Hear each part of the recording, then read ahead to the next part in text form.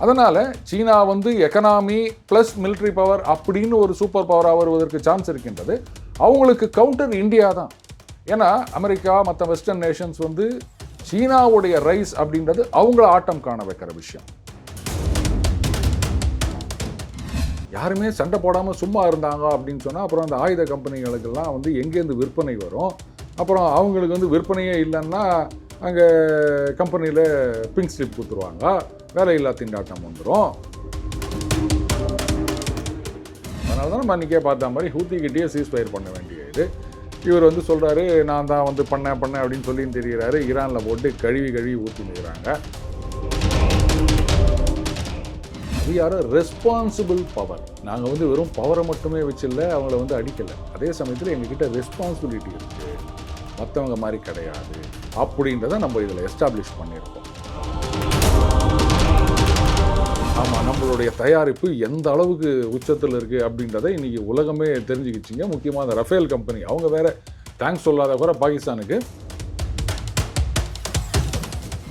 European நேஷன்ஸோட power கேட்க வேணாம், dummy ஆகிடுச்சு.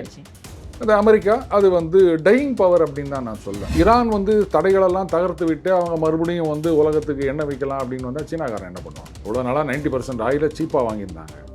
இப்போ அவங்க மார்க்கெட்டுக்குள்ளே வந்துட்டாங்கன்னா அந்த சீப் ஆயில் போயிடும். அமெரிக்கா நம்மளை முழுங்காமல் இருக்கணும்னா ஒரு கவுண்டர் வெயிட்டும் வேணும் அப்படின்னா அதுக்கு ஒரே ஒரு கண்டெண்டர் யாருன்னா இந்தியா மட்டும்தான். அண்டு சீனாவோட பக்கத்தில் இருக்க அத்தனை நாடுகளோடும் அவங்களுக்கு டிஸ்பியூட். ஒருத்தர் அவங்க பாக்கி ஓடுறது கிடையாது.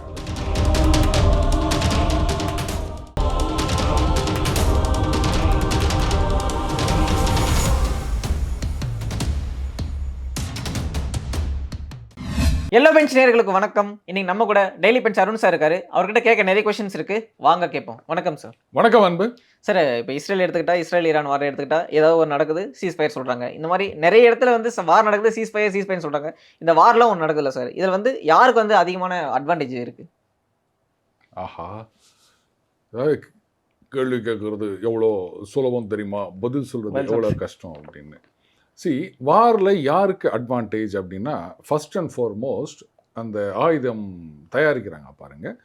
அண்டு அமெரிக்காவில் இப்போது ஒரு ஹேண்ட்ஃபுல் ஆஃப் கம்பெனிஸ் தான். ஒரு காலத்தில் வந்து 70-80 நிறுவனங்கள் இருந்தது, இப்போ வந்து ரொம்ப சுருங்கி விட்டது, மோனோபோலி மாதிரி ஆயிடுச்சு.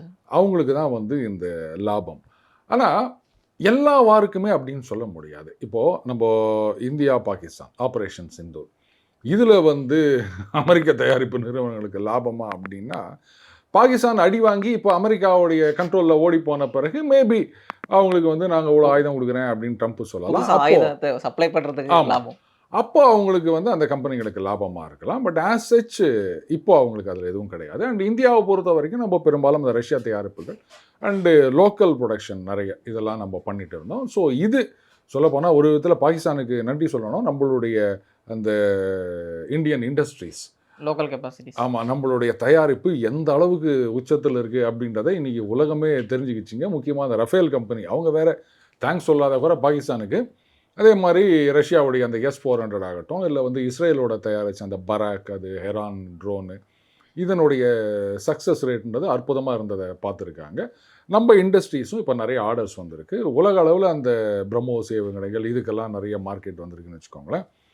பட் இந்த ஈரான் இஸ்ரேல் வாரை பொறுத்த வரைக்கும் இதில் யாருக்கு பலன் அதிகம் அப்படின்னு பார்த்தா சில பேர் சொல்லுவாங்க, அது ஈரானில் வந்து அந்த அயத்துல்லா கமேனி வேறு சொல்லியிருக்காரு, பார்த்தீங்கன்னா நாங்கள் வந்து அடித்து காமிச்சிட்டோம், அது பண்ணிட்டோம், இது பண்ணிட்டோம், அப்படின்லாம் பேசியிருக்காருங்க.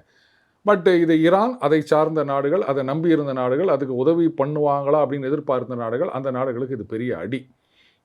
இஸ்ரேலை பொறுத்த வரைக்கும் அந்த அணுகுண்டு தயாரிப்பதை ஒரு சில மாதங்கள் 6 வருடங்கள் தள்ளி வச்சுருக்காங்க ஈரான் கெப்பாசிட்டி அப்படின்றத. ஸோ மறுபடியும் அந்த நியூக்ளியர் இன்சுலேஷன் சென்ட்ரிஃபியூஜ் இதெல்லாம் வந்து அவங்க இன்ஸ்டால் பண்ணி ஆரம்பிக்கிறதுக்கு டைம் ஆகுங்க. அதனால தான் வந்து பேச்சுவார்த்தை அப்படின்னு சொல்லிட்டு இருக்காங்க. ஆனால் இன்றைக்கி வந்து ஈரானை நீங்கள் பேச்சுவார்த்தையை ஆரம்பித்து நீங்கள் இந்த பொருளாதார தடைகள்லாம் நீக்குறீங்கன்னு கூட வச்சுக்கோங்களேன். இதனால் ஈரானுக்கு எதிரான எதிர்ப்பு தான் அதிகமாகுமே தவிர குறையாது.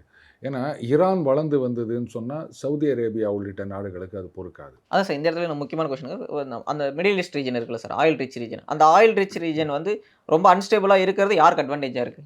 இப்போ வந்து அது அன்ஸ்டேபிள் அப்படின்னு நம்ம சொல்ல முடியாது. ஓரளவுக்கு ஸ்டெபிலிட்டி வந்துருச்சு. ஏன்னா ஈராக்கை பொறுத்த வரைக்கும் அங்கே ஏதோ அடிச்சிட்டு இருக்காங்க. பட் பெருசாக ஒன்றும் தெரியல. ஏதோ இருங்க அப்படின்னாச்சு. லிபியா அப்படியே ஒன்றும் சத்தம் காட்டாமல் இருக்குது. சிரியாலையும் வந்து யாருக்கு $10 மில்லியன் அவார்டு அனௌன்ஸ் பண்ணாங்களோ அவரோடையே கூப்பிட்டு வாங்க வாங்க அப்படின்னு சொல்லி நிற்கிறாங்க. அமெரிக்கா வெக்கம் இல்லாமல். ஸோ அங்கேயும் வந்து அந்த போர் அப்படின்றது ஒரு மாதிரி முடிவுக்கு வந்து விட்டது. முன்ன இருந்த மாதிரி கிடையாது. அண்டு ஈரானை பொறுத்த வரைக்கும் இப்போது மறுபடியும் மெயின் ஸ்ட்ரீமுக்கு கொண்டு வரத்துக்கு ட்ரை பண்ணிட்டு இருக்காங்க அமெரிக்காவில். யோசிச்சு பாருங்கள், நீங்கள் வந்து ஒரு 4 பேர் கடை நடத்திட்டு இருக்கீங்க. எதிர்க்க ஒரு கடை இருக்குது. அவங்களும் நல்லா ரன் பண்ணிட்டு இருக்காங்க. ஆனால் ஏதோ போட்டு அடிச்சு வச்சிட்டிங்க. அப்போ இப்போ நம்ம வியாபாரம் தான் அப்படின்னு நம்பிட்டு இருக்கீங்க. இப்போ திடீர்னு மறுபடியும் அவன் கடையை ரெனோவேட் பண்ணிட்டு ஆரம்பிக்கிறான் அப்படின்னு சொன்னால் உங்களுக்கு எரியுமா எரியாதா? அப்போது சவுதி மற்றவங்க வந்து இவங்க மறுபடியும் மெயின் ஸ்ட்ரீமுக்குள்ளே வந்தால் அவங்களுக்கு கொஞ்சம் அது எரிச்சலாக தான் இருக்கும். அடுத்தது ஈரான் வந்து தடைகளெல்லாம் தகர்த்து விட்டு அவங்க மறுபடியும் வந்து உலகத்துக்கு எண்ணெய் விற்கலாம் அப்படின்னு வந்தால் சீனாக்காரன் என்ன பண்ணுவாங்க? இவ்வளோ நாளாக 90% ஆயிலை சீப்பாக வாங்கியிருந்தாங்க. இப்போ அவங்க மார்க்கெட்டுக்குள்ளே வந்துட்டாங்கன்னா அந்த சீப் ஆயில் போயிடும். அப்போ அவங்களுடைய காம்படிட்டிவ்னஸ் அடி வாங்கும். அவங்க சீனா வந்து இந்த சீப் லேபர் அப்படின்றது மட்டும் கிடையாது, சீப் ஆயில், சீப் ரிசோர்ஸஸ், அதில் வந்து அவங்க நிறைய லாபம் பார்த்துருந்தாங்க. இப்போ அது அடி வாங்கும். அப்போ அவங்க வந்து அமெரிக்காவுக்கு எதிராக தான் நடந்துப்பாங்க. போதா வரைக்கும் பாகிஸ்தானை வேற நீங்கள் சுருட்டி முழுங்கிட்டு போயிட்டீங்க. இப்போ அவங்க வந்து நேட்டோவில் சொன்ன மாதிரி இவங்களும் டேடின்னு சொல்லாத குறை. அப்போ இவங்களுக்கு கடுப்பாகுமா ஆகாதா? ஏன் கடனை திருப்பி கொடு அப்படின்வாங்க. போதா வரைக்கும் இவ்வளோ செலவு பண்ணி சைனா பாகிஸ்தான் எக்கனாமிக் காரிடார்னு கொண்டு வந்தாங்க. இந்த குவாடார் போர்ட்டெல்லாம் டெவலப் பண்ணாங்க. இப்போ என்ன சீனா வந்து முன்ன மாதிரியே அங்கே ஃபங்க்ஷன் ஆக விடுவாங்களா அமெரிக்காவில்? விட மாட்டாங்க. நான் இப்போ இவ்வளோ செலவு பண்ணது என்ன சும்மாவா? நான் உனக்கு அப்படியே தூக்கி கொடுத்துட்டு போகிறதுக்கா? கேட்பாங்களா மாட்டாங்களா சீனா? அதனால் இது வந்து ஈரானுக்கு பல விதங்களில் பின்னடைவு. ஏன்னா நீங்கள் வந்து சைனாவுக்கு ஆயில் விற்க முடியலை அப்படின்னு சொன்னால் அப்போது சீனா வந்து இனிமேல் ஏற்கனவே கை விட்டு போட்டாங்க. இதை வந்து சும்மா ட்வீட் போட்டதோடு சரி, பெருசாக ஒன்றும் சப்போர்ட் பண்ணலைங்க. இப்போ இதுவும் போயிடுச்சு அப்படின்னா கேடு கெட்டு போ அப்படின்னு விட்டு போயிடுவாங்க. ஸோ ஈரானுக்கு இது பின்னடைவு. ஸ்ட்ராட்டஜிக்கலி பார்த்தீங்கன்னா இஸ்ரேலுக்கு இது ஒரு வெற்றின்னு தான் நான் சொல்வேன். ஸோ இந்தியாவோட ரோல் இதில் இந்தியாவுக்கு என்ன அட்வான்டேஜ் இருக்குது? அகெயின் இப்போது நம்ம இந்த யுத்தத்தை பொறுத்த வரைக்கும் இஸ்ரேலுக்கோ இல்லை ஈரானுக்கோ ஒருதலை பட்சமாக யாருக்கும் நம்ம ஆதரவு தெரிவிக்கவில்லை. வழக்கம் போல் எல்லாரும் சொல்கிற மாதிரி சண்டை தீர்மானமாகாது, சமாதானமாக போங்க, பேச்சுவார்த்தைக்கு போங்க, வன்முறை வேணாம், இப்படி தான் நம்ம சொல்லிகிட்டு இருக்கோம். இதில் பார்த்தீங்கன்னா ஈரான் தரப்புலேருந்து இந்திய மக்களுக்கும் இந்திய அரசாங்கத்துக்கும் எங்களோட இருந்ததுக்கு நன்றி அப்படின்னு இது பண்ணியிருக்காங்க. இது என்ன அப்படின்னு கேட்டால், நீங்கள் சீனாவோட ரொம்ப ஒட்டிட்டு போனீங்கன்னா அமெரிக்கா ஒத்துக்காது. ஸோ அமெரிக்காவோடையும் நீங்கள் நட்புறவாக இருக்கணும். இன்னும் அதே சமயத்தில் அமெரிக்கா நம்மளை முழுங்காமல் இருக்கணும்னா ஒரு கவுண்டர் வெயிட்டும் வேணும். அப்படின்னா அதுக்கு ஒரே ஒரு கண்டெண்டர் யாருன்னா இந்தியா மட்டும்தான். ஏன்னா அந்த சபஹார் போர்ட் அது நம்ம டெவலப் பண்ணணும் இல்லையா? ஸோ இது வந்து பாகிஸ்தானுக்கும் ஈரானுக்கும் ஏற்கனவே ஆகாது. இப்போ இந்த சண்டையில் வந்து பாகிஸ்தான் முதுகில் குத்திச்சு அப்படின்றது ஈரானுக்கு தெரியும். அதனால் சரி இந்தியாவோட அந்த நட்புறவை நம்ம மெயின்டைன் பண்ணோம். இல்லாட்டா அவங்க வந்து இந்திய மக்களுக்கும் எங்களோட நின்றதுக்கு நன்றி அப்படின்லாம் சொல்ல வேண்டிய அவசியம் கிடையாது. இதுதான் ஜியோ பாலிட்டிக்ஸ் அப்படின்றது. ஸோ இந்தியாவும் இருக்கணும். அப்போ தான் வந்து அமெரிக்கா நம்மளை ஒரேடியாக முழுங்காமல் இருக்க முடியும். இது சீனாவை முழுசாக நம்ப முடியாது. அவங்க இப்போவே அவங்க வேலையை காமிச்சிட்டாங்க. அஃப்கோர்ஸ் அந்த டிஃபென்ஸ் டீல்னு ஏதாவது இருக்கும், அதெல்லாம் இருக்க தான் செய்யும். பட் ஒரு ஸ்ட்ராட்டஜிக் பார்ட்னர் அப்படின்னா இந்தியா தான் அப்படின்ற முடிவுக்கு ஈரான் வந்து விட்டார்கள். அது நல்லா தெரியுது. ஸோ இந்தியா பொறுத்த வரைக்கும் இது நமக்கு அட்வான்டேஜ் அப்படின்னு தான் நான் சொல்வேன். இப்போ அந்த வேர்ல்டு பாலிட்டிக்ஸ் எடுத்துக்கிட்டால் எப்பயுமே வெஸ்டர்ன் கண்ட்ரிஸ் வந்து ஒரு சூப்பர் பவராக இருக்காங்க அப்படின்னு நம்ம பேசிகிட்டே இருப்பாங்க. ஆனால் இப்போ வந்து வெஸ்டர்ன் கண்ட்ரிஸோட பவர் வந்து குறைஞ்சிட்டே வருது, அவங்களோட இன்ஃப்ளூயன்ஸ் எல்லா இடத்துலையும் குறைஞ்சிட்டே வருது. காரணம் என்னென்னா நம்ம இதில் கூட சொல்லுவாங்களா 3 தலைமுறை வாழ்ந்தவனும் கிடையாது, 3 தலைமுறை கெட்டவனும் கிடையாது அப்படின்னு. அந்த மாதிரி தான் இப்போது பிரிட்டன் சூப்பர் பவராக இருந்தாங்க, பிரிட்டனும் ஃப்ரான்ஸும். அதுக்கப்புறமா அவங்க மங்கி போயிட்டு யூஎஸ்எஸ்ஆரும் யூஎஸ்ஏவும் வந்தாங்க. யூஎஸ்எஸ்ஆர் வந்து அந்த ஆர்ம்ஸ் அதுலேயே கான்சன்ட்ரேட் பண்ணி எக்கானமியை சரியாக இது பண்ணாமல் விட்டுட்டு அவங்க அடி வாங்கி உடஞ்சி போயிட்டு இப்போ மறுபடியும் ரஷ்யாவை ரீபில்ட் பண்ணிகிட்ருக்காரு. பட்டு அமெரிக்காவுக்கு ஒரு டஃப் ஃபைட்டு கொடுக்குற அளவுனா எக்கானமியில் இல்லை, ரஷ்யா கிடையாது. ஆமாம். பட் மிலிட்ரி இதில் வந்து அவங்க சொல்லப்போனால் பல விஷயங்களில் அமெரிக்காவோட உச்சத்தில் இருக்காங்க அப்படின்னு தான் நான் சொல்லுவேன். அவங்களுடைய டெக்னாலஜிக்கல் டெவலப்மெண்ட்ஸ்லாம் நம்ம பார்க்கும்பொழுது. ஸோ நீங்கள் வந்து ஜஸ்ட் லைக் தட் ஈரானையோ இவங்களையோ இது பண்ணுற மாதிரிலாம் ரஷ்யாவெலாம் நீங்கள் பண்ண முடியாது. அது மட்டும் இல்லை, அவங்க க்ளீனாக சொல்லிட்டாங்க, இது பேர் ரஷ்யாவை நீ நாசம் பண்ணணும்னு நினச்சேன்னா உலகத்தையே நாசம் பண்ணிடுவேன், ஒன்றும் இல்லாமல் பண்ணிடுவோம் ஜாகிரதை அப்படின்னு பண்ண முடியும் அவங்களால, அந்த கெப்பாசிட்டி Capacity இருக்கு இருக்கு அவங்க கிட்ட. ஸோ இது சூப்பர் பவர் அப்படின்றதெல்லாம் இப்போ மாறி போச்சு.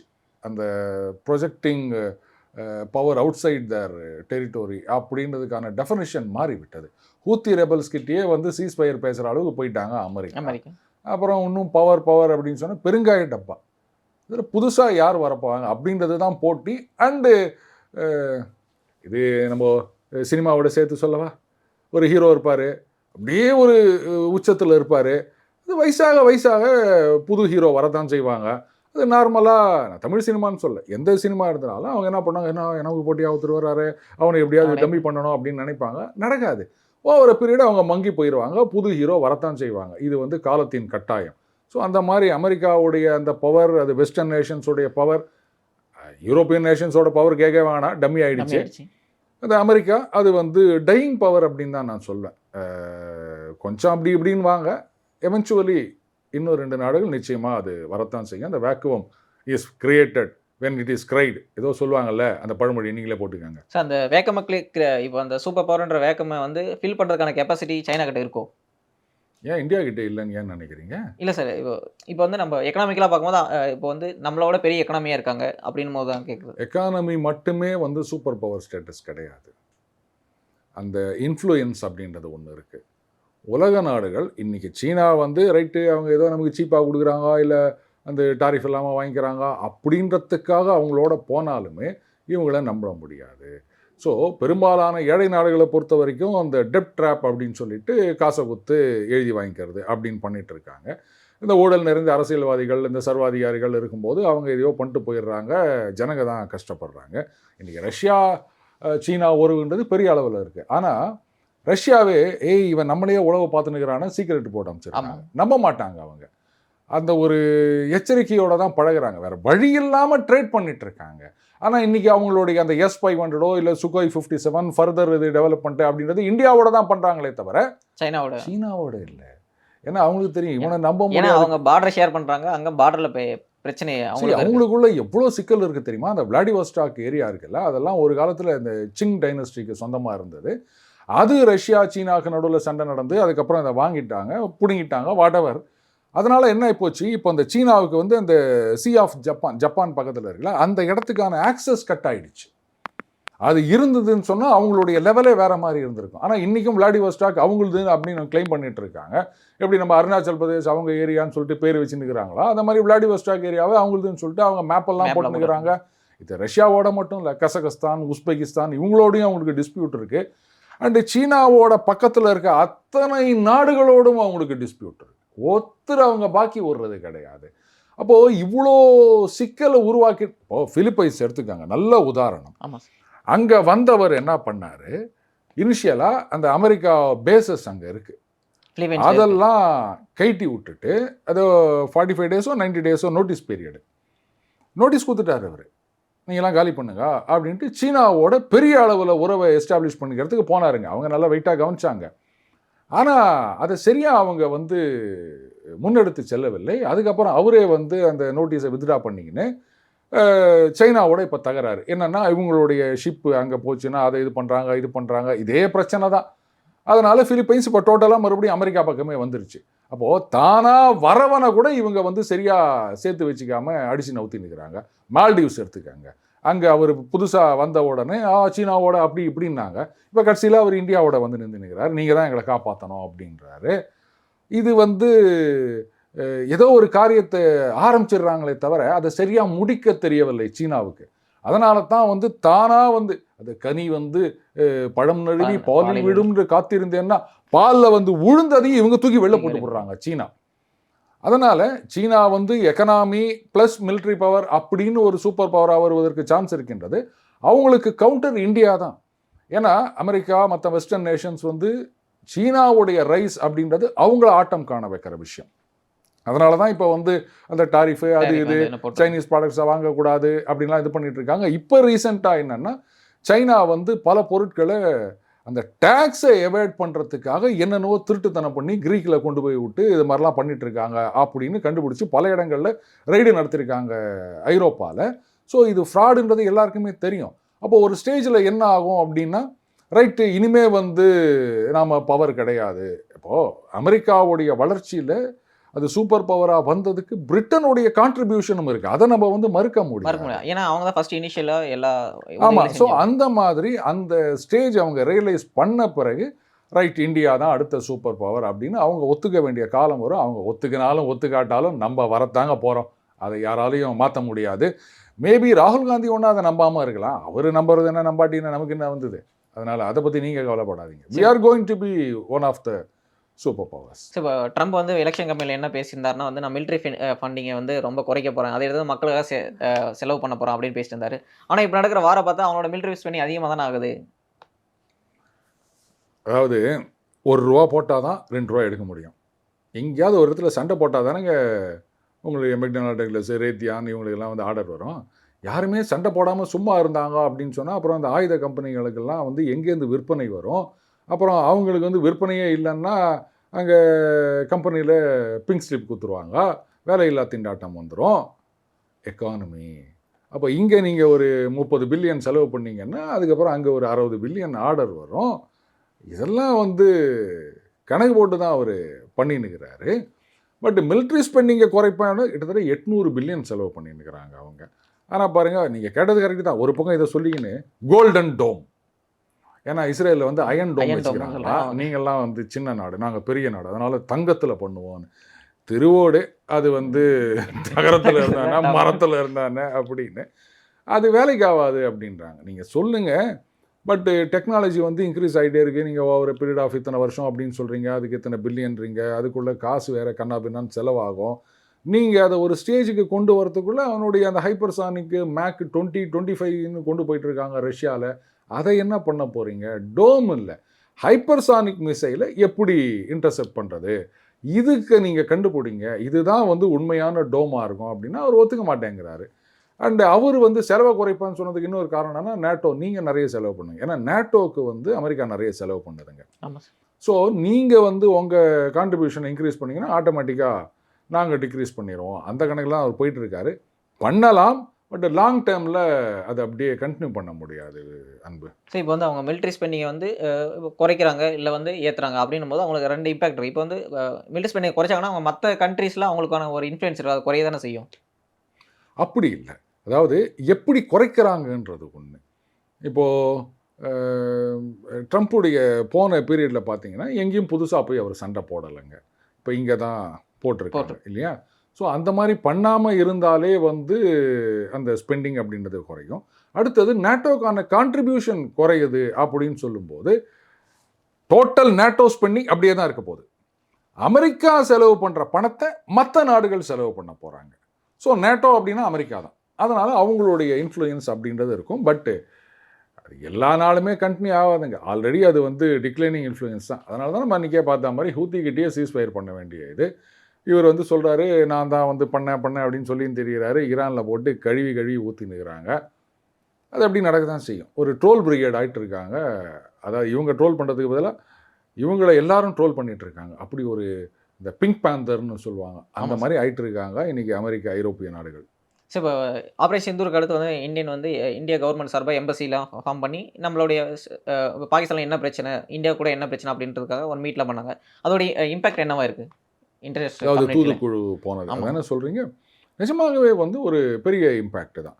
ஏன்னா ஏதோ நம்ம அடித்தோம் பிடிச்சோம் அப்படின்றது மட்டும் இல்லாமல் நம்ம தரப்பு நியாயம் என்ன அப்படின்றத உலக அளவில் பல நாடுகளுக்கு நம்ம எடுத்து சொல்லியிருக்கோம். எதுக்கு இதெல்லாம் சொல்லணும் அப்படின்னு கேட்கலாம். We are a responsible power. நாங்கள் வந்து வெறும் பவரை மட்டுமே வச்சில்ல அவங்கள வந்து அடிக்கலை. அதே சமயத்தில் எங்ககிட்ட ரெஸ்பான்சிபிலிட்டி இருக்குது, மற்றவங்க மாதிரி கிடையாது அப்படின்றத நம்ம இதில் எஸ்டாப்ளிஷ் பண்ணியிருக்கோம். இது சில பேர் நக்கல் பண்ணலாம், அது பாகிஸ்தான் இது மாதிரி போய் சொன்னாங்களா அப்படின்னு. சரிங்க, பாகிஸ்தானுக்காக பேசுகிறதுக்கு தான் எங்கள் அண்ணன் ராகுல் காந்தி இருக்கார், சோனியா காந்தி அம்மையார் இருக்காங்க, பிரியங்கா இருக்காங்க, இவங்கெல்லாம் இருக்காங்க. அது இந்தியாவுக்காக பேசுகிறதுக்கு இங்கே யாருமே இல்லைல்ல, இதோ சசி தரூர் மாதிரி சில பேர் தான் இருக்காங்க, கவிதா இனி கனிமொழி இருக்கார்கள், அந்த மாதிரி சில பேர். ஸோ அவங்கள யூட்டிலைஸ் பண்ணதில் தப்பே கிடையாது. ட்வீட் போட்டிருக்காரு சார், நான் வந்து வானத்தில் பறப்பதற்கு எந்த பக்கம் பறப்பதற்கு அப்படின்னு தெரியல. இப்போது நீங்கள் சொல்லலாம் அமெரிக்கா வந்து சண்டை போட்டாங்கல்ல, அவங்க என்ன போய் எல்லார்கிட்டையும் போய் எக்ஸ்பிளைன் பண்ணாங்களா அப்படின்னு கேட்கலாம். பாருங்க, அமெரிக்கா ஒரு established super power, declining power. அதனால் அவங்க இதை பண்ண வேண்டிய அவசியம் கிடையாது. ஆனால் இதனால் எத்தனை நாடுகளுடைய எதிர்ப்பை அவர் சம்பாதித்து கொண்டிருக்கின்றார். Totally America. இங்கே அமெரிக்காவுடைய செல்வாக்குன்றதை மட்டும்தான் பார்க்குறீங்க. ஆனால் பல நாடுகளில் எல்லாரும் வந்து அமெரிக்கா போய் செட்டில் ஆகணும்னு நினைப்பான். ஆனால் அங்கே போகிற வரைக்கும் அமெரிக்காவை கழுவி கழுவி ட்வீட் போட்டுட்ருப்பான். பார்க்குறீங்களா? அதனால தான் இப்போ என்ன பண்ணிட்டாங்க, நீ விசா வாங்கணும் அப்படின்னு சொன்னால் உன்னுடைய சோஷியல் மீடியா அக்கௌண்ட்டு பாஸ்வேர்டெல்லாம் அது ஓப்பனில் பப்ளிக்கில் வைக்கணும் அப்படின்னு சொல்லி, பாஸ்வேர்டு இல்லை, அதை வந்து விசிபிலிட்டி பப்ளிக்கில் வைக்கணும் அப்படின்னு சொல்லியிருக்காங்க. அதை பார்த்து என்ன ட்ரம்ப் இவ்வளோ கலாச்சிங்கிற பாரு, உனக்கு எனக்கு நிச்சயமாக விசா கிடைக்காது அப்படின்லாம் பண்ணிட்டு இருக்காங்க. அந்த எதிர்ப்பை சம்பாதிப்பது. வேற நம்ம இது மாதிரி பண்ணதுனால அவங்க வந்து மெச்சூரிட்டி இருக்குது பாருப்பா, சும்மா ஒன்றும் அடிக்கலை, அவன் அவ்வளோ கொச்சல் ஊற்றுக்கிறான், அதனால தான் போய் அடிச்சுக்கிறாங்க அப்படின்னு நம்ம தரப்பு நியாயம். ஏன்னா இது வரைக்கும் அந்த நெரேட்டிவ் அப்படின்றது அந்த பாகிஸ்தான் லாபி செட் பண்ணிங்கன்னா அமெரிக்காவில் அதுக்கு ஜிங்ஜாங் அடிக்கிற அந்த ஊடகங்கள்லாம் இருக்குது, இப்படியே பண்ணிட்டு இருப்பாங்க. அண்டு நம்ம இந்தியர்களே பல பேர் வந்து பாகிஸ்தானுக்கு ஆதரவாக பேசினுக்கிறாங்க. அப்போது இது வந்து சரியான இதுதான், இதுக்கு சரியான ரிசல்ட் கிடைச்சிருக்குன்னு நான் சொல்லுவேன். ஸோ நேரத்தை ஒதுக்கி நிறைய கருத்துக்களை தெரிவித்தமைக்கு ரொம்ப ரொம்ப நன்றி சார். நன்றி அன்பு.